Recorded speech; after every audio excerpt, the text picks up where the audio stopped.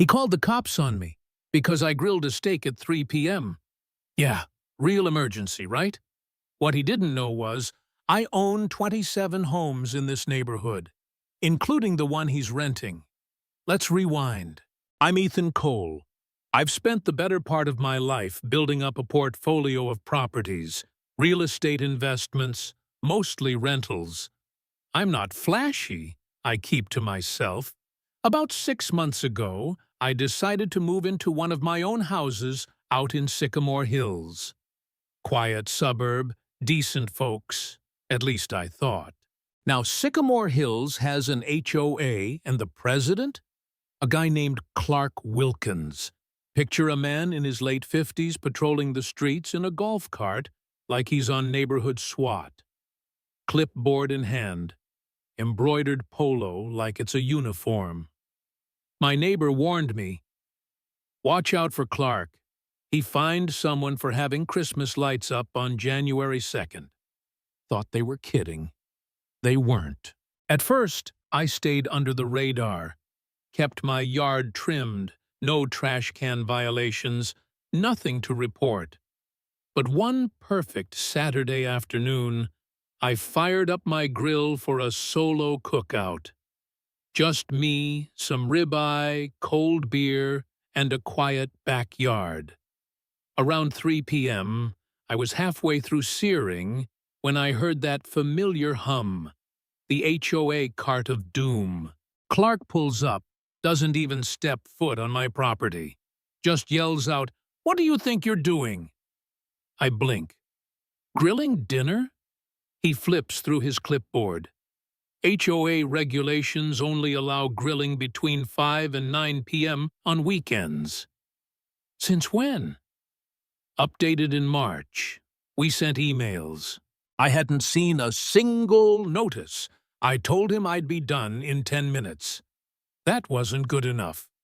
"No, you need to shut it down now," he barked.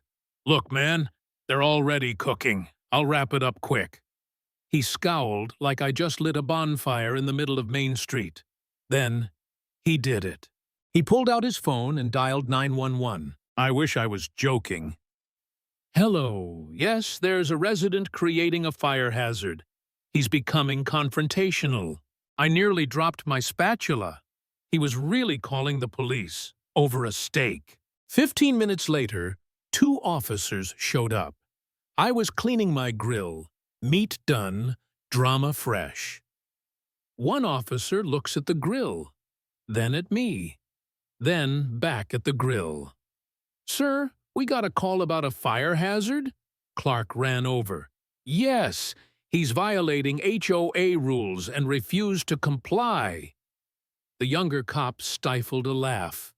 The older one said, "Sir, HOA rules aren't criminal law. Misusing 911 can get you fined."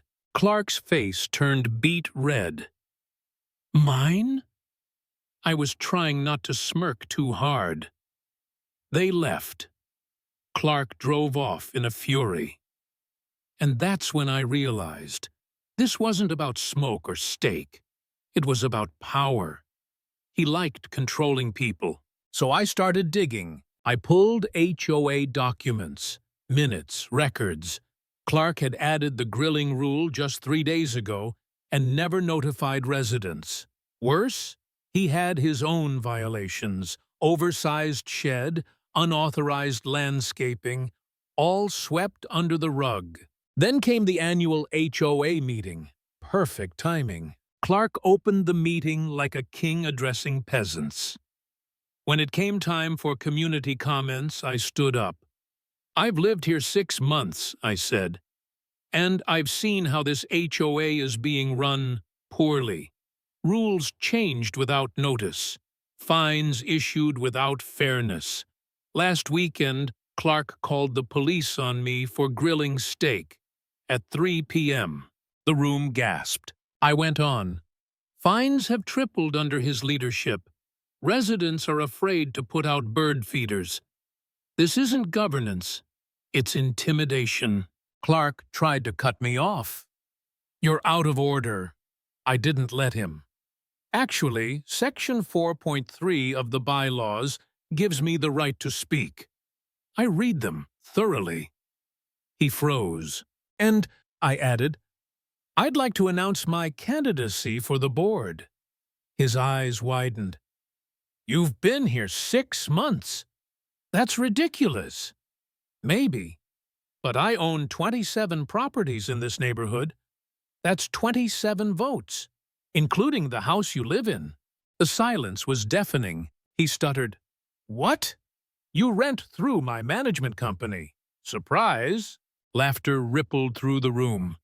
Clark looked like someone just unplugged his soul. I showed proof of ownership. Proposed changes to restore fairness. Voted in a group of long-time respected residents. Clark? He didn't even make it past round 1. Lost his title. Lost his clipboard. Lost the war. In the parking lot afterward, he stopped me. You set me up, he muttered. I looked him dead in the eye. Would you have treated me differently if you knew I owned your house? He had no answer. Justice or just revenge?